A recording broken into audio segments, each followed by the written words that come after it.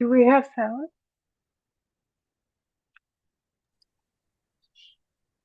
Thank you, everyone, for today. It's been so amazing, so many wonderful speakers, and I'm so excited to introduce you today to our next speaker for the Courage to Heal Summit, Christy Albecht.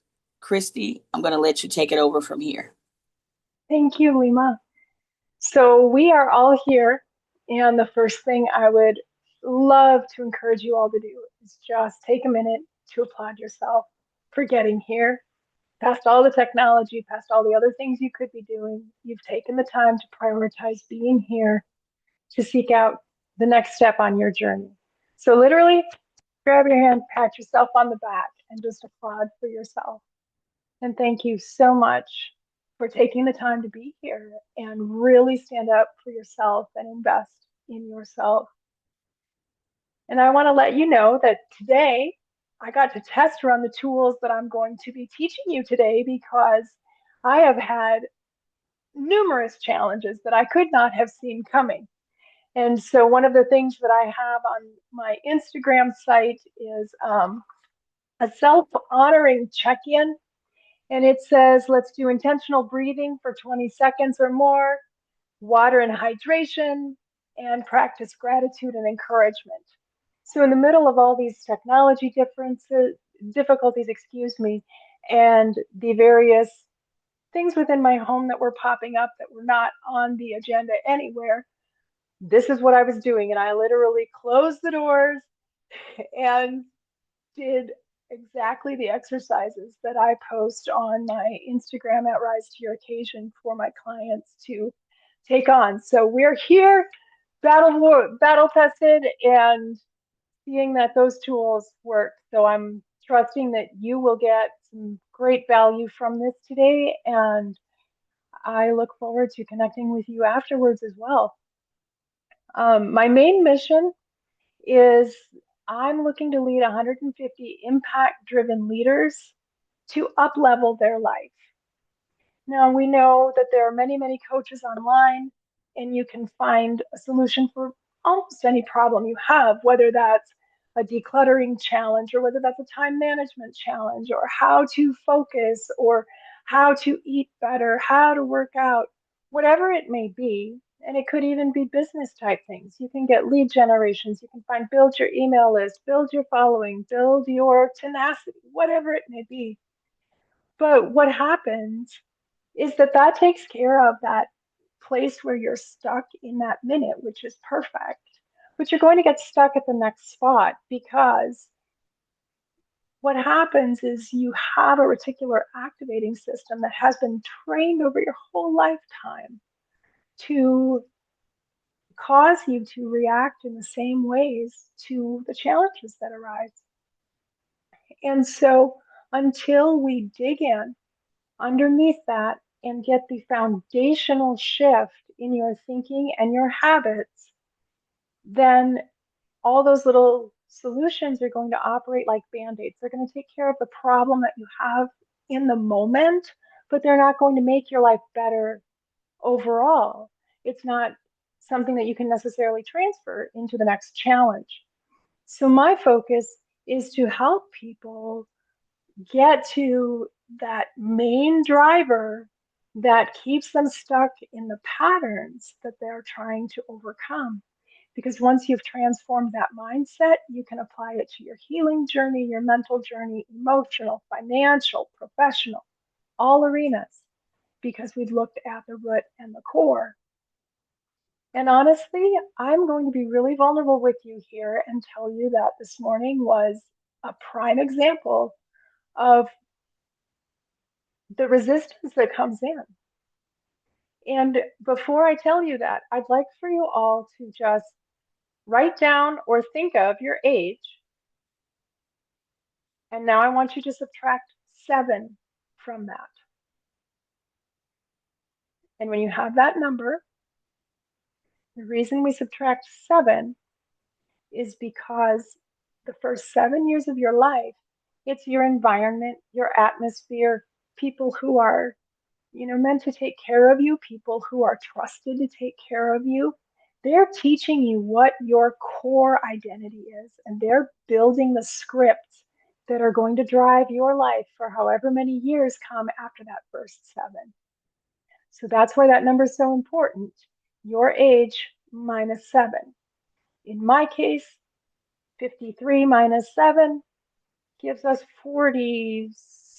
Yes, whew, getting up there fast. But it's it's been all of those years that you've been developing the same habits. And so if your core message from someone was that you're not worthy, or that you should be quiet, that you should stay in hiding, that your voice doesn't matter, those are the patterns that you've been reinforcing and unknowingly building evidence for them being true, whether or not they are. That's the evidence you've been accumulating for all of those years. So today, I've been a few years past the transformation. Those of you who know my story know that there was a moment of forgiveness that happened just a few years ago that changed the entire trajectory for me. And this morning, it would have been really easy for me to sink back into the prior 40 some years and hide. Oh, I'm sorry, I have to go to the doctor. Oh, I'm sorry, I have to do something. And I could have self sabotaged very easily. But instead, I asked myself, what tools do I have, which I've been building along the way? And I asked myself, what is the future me going to ask for? Is future me going to want to look back on this day and say, wow, I had this amazing opportunity with a leader so phenomenal as Lima and all of these amazing speakers around me?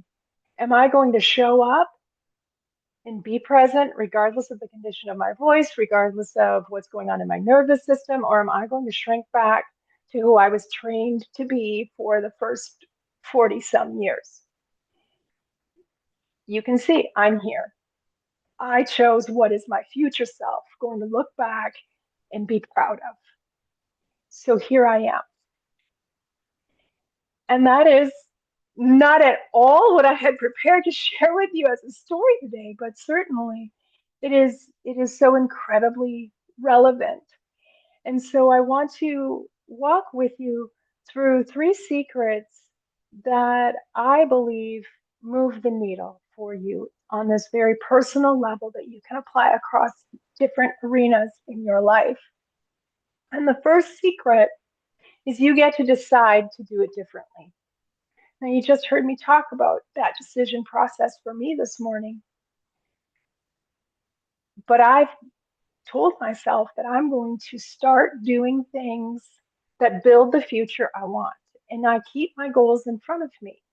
I review my new decisions that I've made, kind of promises to myself, and I keep my big goals in front of me. And I ask myself, I literally ask myself, does this action or choice that I'm making get me closer to that big goal or further away from that big goal? And there is a process to how we can unwind all of those years of training that became the inner critic for a lot of us. We have this inner critic in our head. Who are you to do this? Your voice isn't even working today. Who are you to think you can do this? You didn't even fill in the blank with whatever these strange things are. And that inner critic can be converted to a cheerleader, to your own cheerleader. And that is what my goal is for you and for all of my clients. We learn how to create that new decision, how to live according to that, and how to start building the evidence that maybe I am qualified. Maybe my voice will hold out. And so far, so good. So thumbs up on that. But how do we notice those thinking patterns? That's another key. And another piece that I have on At Rise to Your Occasion, my Instagram page, I have get up 15 minutes early so you have time to journal your thoughts. And if you can do the journaling morning and night, that's even better. And once a week, take out time to review your thoughts and feel the emotions when you're reading through those again. At that point, you're going to determine which thought patterns need to change and which thought patterns make you feel good about life, make you feel good about who you are. And when you do that process enough times, you'll start to notice when you are getting off course, and you'll be able to course correct more quickly, more automatically. And so that is one recommendation for how to apply that in your life going forward and change your inner critic into a cheerleader. The little insider secret that I'll tell you about this is that our brains don't hear negative. If you say, I'm never going to, your brain hears, I'm going to. And a little story about this is there was a store that sold ice, a convenience store, and one of their things was ice. And they put up a sign that said, don't forget your ice. And sales were getting low enough that they didn't even want to continue selling their ice. But then someone came in and said, just change your sign. Have it say, remember the ice. Do you know their sales tripled based on that sign? Because people don't hear, don't forget. They hear, forget the ice. But then when they changed the sign to remember the ice, people started buying the ice more rapidly. So a way to apply that in your own life is let's just say, for example, maybe you're someone who you find yourself getting impatient with your kids, frustrated with your kids, and you scold them or you yell at them. And I'm just going to use the word yell going forward just for simplicity's sake and to make sure we're using the same terms. Well, if you tell yourself, I don't yell at my kids. That's not my identity. That's not who I am. I don't yell. I'm not going to yell. I'm not going to yell. Well, your brain is hearing, I'm going to, I'm going to. So instead, you can turn it to what do you want to be with your kids? How do you want to show up? Because where your focus goes is where your energy flows. So if instead of telling yourself all the things you're not going to be, if you were to say, I'm gentle when I speak to my kids, I'm respectful when I speak to my kids. And then you go through the exercise of taking the steps to notice when, maybe they're not getting out the door as quickly as you want them to, and you have a place to be, but you kept your cool, you were calm, you were respectful. Then all of a sudden you've started building your evidence that you are gentle, you are respectful, you are kind. And that is how you start to rewire all of that inner critic on repeat that has been building over all of those years. And as I talked to you about earlier, the resistance is going to show up. I'm a few years into my big goals, if you will, and I was really struggling today as things were going wrong. And I was ready to slip back into the old patterns, the old habits. But I really, really intended to be here to teach freedom to you all, that there's just something so beautiful that happens when that inner critic becomes your best friend, at least not your enemy. And so that is what I'm hoping you walk away with today from here. The second secret that I want to share with you is that we take the actions aligned with the goals. And again, I've already shared that with you, but statistically, and I am going to refer to my notes here, statistically, do you know only 3% of people write specific goals and plans down? Only 3%. And only out of all the people that they studied for this, only 13 to 14 had any goals at all, even unwritten, written and unwritten together. So if we just do some easy math, it's 80% or 8 out of every 10 people have no idea what they're working towards. And then we find ourselves going, man, it's the same old, same old. And maybe you get bored, maybe you get frustrated, maybe you feel defeated. But whatever the case, that's not the condition you want to be living in. That's not a prosperous, abundant life at all. So if we can get to writing down those goals, statistically, when your goals are written down, you are 42% more likely to achieve them. And if you repeat them to yourself during that morning and evening time that I recommended, now you've raised the odds even higher. And that's at the end, I'll be talking to you about the Rise to Your Occasion Track Pack, which is full of tools to help you do that. And that's going to be my speaker's gift today. So the third secret I touched on just briefly earlier, I said where your focus goes, your energy flows. And I really believe that we need to focus on whatever is good and true and lovely and of good rapport. We need to be looking for those moments that bring us joy, that bring us just, that sense when everything is stressful, but all of a sudden you feel peace and you can't really explain it. Or maybe you feel calm when you would normally feel anxious. That is what I'm referencing. If you can focus on those moments expand. And it's, we get in our minds, I'm too busy to take time to look at the sunrise or to notice the flowers or to help with a given. I'm thinking of my kids when they were little and would not put their shoes on going out the door, you know, but we can take the time to let them share with us what they want to share, what they need to express. And that's how we build that connection with them. And we give them a different script than what we grew up with. And it's such an incredible thing when you finally are able to sit back, take the breath, allow yourself the space for joy and peace and calm to just be with you.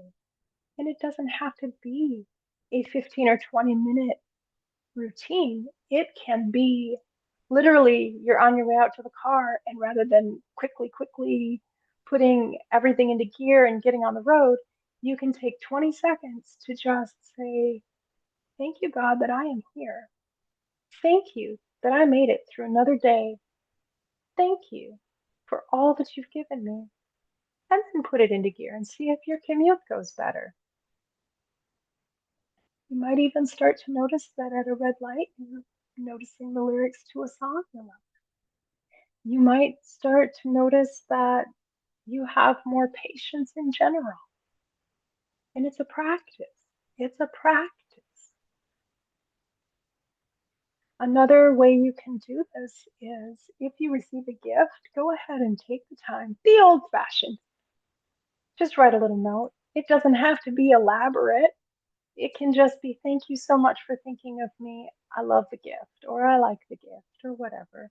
Sign your name, send it off. And now the beauty in that piece is now you've revisited the joy of the moment you got the gift in this example, but also you're mailing standard mail. The postman is going, oh, something that's not just, business as usual, something that's an old fashioned handwritten letter, card, whatever. And then when the recipient gets it, they know that you appreciated it, but they also get that moment of joy because they got real mail and not just another ad.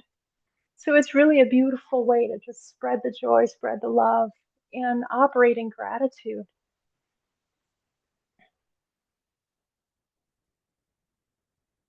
So I want to talk with you a little bit about the gift that I'm offering today. And I'm going to try to make this work here. You can kind of see a preview. This one is outreach. And I'll talk to you about this in a second. This one is an appointment tracker. And there are many more than this in there. Plus, I'm continually updating it and upgrading it based on feedback. So if you get onto my email list, I will keep you informed with all the new pieces that come. But this one is Make It a Best Day checklist. And I want to dig into this with you for a minute. Because if you want to make it a best day, we start with our new decision that we're going to, whatever it's focused on. For me today, it was what is future self going to thank me for. And take time to breathe in to 4 and breathe out to 4. And you hold at the edge of each. So if you think of a box or a square, let me see if I can do this the right way in here. Yes. So count to 4, hold for 4, count to 4, hold for 4. And if you do that a few times, you're going to find that your whole nervous system just calms down and you're more prepared for the day ahead of you. Prioritize your agenda, tidy up as you go, drink your water, play music, dance and sing. That's my suggestion. It's not, no one's going to be grading you on how you adhere to this best day, and maybe you have other things that make it a best day for you. Then on this particular one that's in this track pack, I have read at least 10 minutes because they've done so many studies on how reading for even 10 minutes a day makes us sharper and more in tune with the world around us and just makes us more successful in general.